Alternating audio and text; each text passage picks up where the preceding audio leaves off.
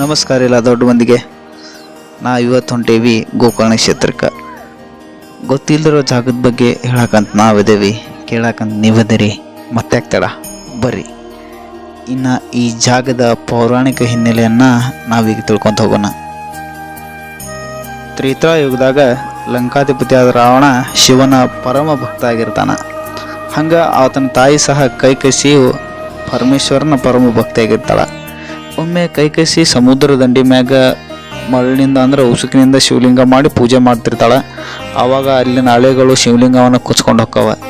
ಇದರಿಂದ ದುಃಖ ತಪ್ಪಾದ ಕೈಕಸಿಯನ್ನು ನೋಡಿದ ರಾವಣನ ಶಿವನ ಆತ್ಮಲಿಂಗವನ್ನು ಆಕೆಗೆ ತಂದು ಕೊಡ್ತಾನೆ ಅಂತೇಳಿ ಮಾತು ಕೊಟ್ಟು ಘೋರ ತಪಸ್ಸಿಗೆ ಹೋಗ್ತಾನೆ.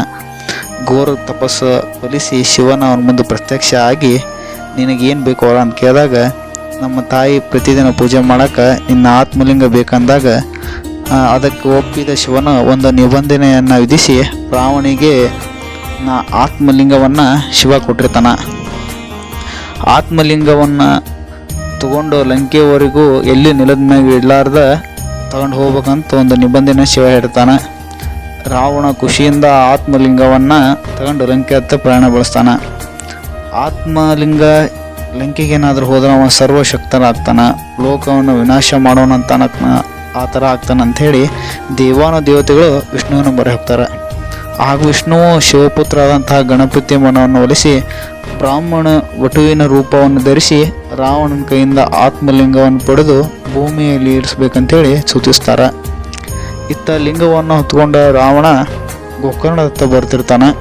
ಗೋಕರ್ಣದ ಸಮೀಪ ರಾವಣ ಬರ್ತಿದ್ದಂಗೆ ಕಂಡು ಗಣಪತಿಯು ಬ್ರಹ್ಮಚಾರಿಯ ರೂಪ ಧರಿಸಿ ದನ ಕಾಯುವವನಂತ ಅತ್ತಿತ್ತ ತಿರುಗಾಡುತ್ತಾರೆ. ಆ ಸಮಯಕ್ಕೆ ಸರಿಯಾಗಿ ವಿಷ್ಣುವು ಸೂರ್ಯನಿಗೆ ಅಡ್ಡಲಾಗಿ ತನ್ನ ಸುದರ್ಶನ ಚಕ್ರವನ್ನು ಬಿಡ್ತಾರೆ. ಆಗ ಸೂರ್ಯಾಸ್ತ ಆಯ್ತು ಅಂದ್ಕೊಂಡು ರಾವಣ ಸಂಧ್ಯಾ ವಂದನೆಯನ್ನು ಮಾಡ್ಬೇಕಂತೇಳಿ ಕಾತರನಾಗ್ತಾನೆ. ಆದರೆ ಅಲ್ಲಿ ಆತ್ಮಲಿಂಗವನ್ನು ನೆಲದಲ್ಲಿ ಇಡುವಂತಿಲ್ಲ ಅಂತ ಗಮನದಲ್ಲಿ ಇಟ್ಕೊಂಡು ಅತ್ತ ಇತ್ತ ಯಾರಾದಾರ ಅಂತೇಳಿ ಕಣ್ಣಾಯಿಸ್ತಾನೆ. ಆವಾಗ ಗಣಪತಿ ಕಾಣಿಸ್ತಾನೆ.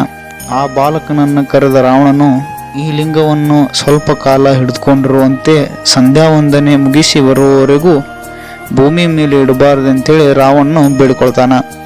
ಒಟ್ಟು ಲಿಂಗವನ್ನು ಹಿಡ್ಕೊಂಡು, ಲಿಂಗವು ಬಹಳ ಭಾರವಾಗೈತಿ, ಇದನ್ನು ಭಾಳ ಸಮಯ ಹಿಡ್ಕೊಳಕ್ಕೆ ಸಾಧ್ಯ ಇಲ್ಲ ನನಗೆ, ನಾನು 3 ಬಾರಿ ನಿನ್ನನ್ನು ಕರಿತೀನಿ, ಆವಾಗ ನೀನು ಬಾರದೆ ಹೋದ್ರೆ ನಾನು ಇದನ್ನು ಕೆಳಗಿಡ್ತೇನೆ ಅಂಥೇಳಿ ಆ ದನ ಕಾಯೋ ಹುಡುಗ ರಾವಣಿಗೆ ಹೇಳ್ತಾನೆ. ರಾವಣ ಇದಕ್ಕೆ ಸಮ್ಮತಿ ಸೂಚಿಸಿ ಸಮುದ್ರ ಕಡೆ ಸಂಧ್ಯಾ ವಂದನೆ ಮಾಡಕ್ಕೆ ಅಂಥೇಳಿ ಹೇಳ್ತಾನೆ. ಸಮಯ ನೋಡಿದ ವಟುರೂಪಿ ಗಣಪತಿ ರಾವಣನ ಹೆಸರನ್ನು 3 ಬಾಗಿ ಕೂಗಿ ರಾವಣನ ಬರುವುದರೊಳಗೆ ಆತ್ಮಲಿಂಗವನ್ನು ಭೂಸ್ಪರ್ಶ ಮಾಡ್ತಾನೆ.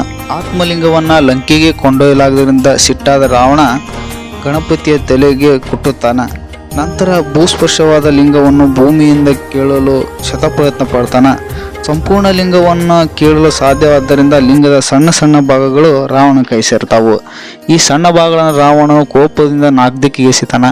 ರಾವಣನು ಎಸೆದ ಆತ್ಮಲಿಂಗಗಳು ಬಿದ್ದ ಜಾಗಗಳ ಮುರುಡೇಶ್ವರ, ಧಾರೇಶ್ವರ, ಸಜ್ಜೇಶ್ವರ, ಗುಣವಂತೇಶ್ವರ ಎಂದು ಕರೆಸ್ಕೊಳ್ತಾವು.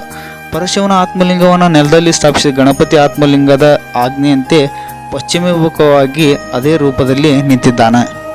ಈ ಗಣಪತಿಯ ವಿಗ್ರಹವು ಪ್ರಾಚೀನ ಗಣಪತಿಯ ವಿಗ್ರಹಗಳಲ್ಲಿ ಒಂದಾಗೈತಿ. ಈ ಗಣಪತಿಯ ತಲೆಯ ಮೇಲೆ ಹೊಂಡವಿದ್ದು ರಾವಣನು ಗುದ್ದಿದ್ದರಿಂದ ಹೀಗಾಗಿ ಎನ್ನಲಾಗ್ತದೆ. ಮಹಾಬಲೇಶ್ವರಿಯಾದ ಪರಶಿವನ ಗೋಕರ್ಣದಲ್ಲಿ ಲಿಂಗ ರೂಪದಲ್ಲಿ ಪ್ರತ್ಯಕ್ಷಗೊಂಡಿರುವುದರಿಂದ ಶಿವನನ್ನು ಇಲ್ಲಿ ಮಹಾಬಲೇಶ್ವರ ಅಂತೇಳಿ ಕರೀತಾರೆ.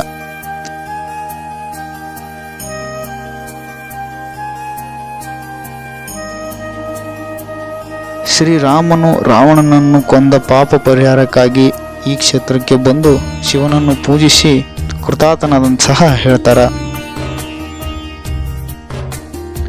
ಗೋಕರ್ಣದಲ್ಲಿ ಕೋಟಿ ತೀರ್ಥ ಅಂತೇಳಿ ದೊಡ್ಡ ಹೊಂಡವಿದೆ. ಶಿವರಾತ್ರಿ ಎಂದು ಸಾವಿರಾರು ಭಕ್ತರು ಸ್ನಾನ ಮಾಡಿ ಪುನೀತರಾಗ್ತಾರೆ. ಇನ್ನು ಗರ್ಭಗುಡಿಯಲ್ಲಿ ನಾವು ಶಿವನ ಆತ್ಮಲಿಂಗವನ್ನು ಮುಟ್ಟಿ ಆಶೀರ್ವಾದ ತಗೋಬಹುದು. ಪ್ರತಿ 12 ವರ್ಷಗಳಿಗೊಮ್ಮೆ ಮಹಾಬಲೇಶ್ವರ ಲಿಂಗಕ್ಕೆ ಅಷ್ಟಬಂಧ ನಡೆಸುವ ಪದ್ಧತಿ ಐತಿ. ಇಲ್ಲಿ ಶಿವರಾತ್ರಿಯನ್ನು 9 ದಿನಗಳ ಕಾಲ ಹಬ್ಬದಂತೆ ಆಚರಣೆ ಮಾಡೋದು ವಿಶೇಷವಾಗೈತಿ. ಇನ್ನು ನಾವಿಲ್ಲಿ ಶ್ರೀ ತಾಮ್ರಗೌರಿ ಅಂದ್ರೆ ಪಾರ್ವತಿ ದೇವಿಯ ದೇವಸ್ಥಾನವನ್ನು ಸಹ ನೋಡಬಹುದು.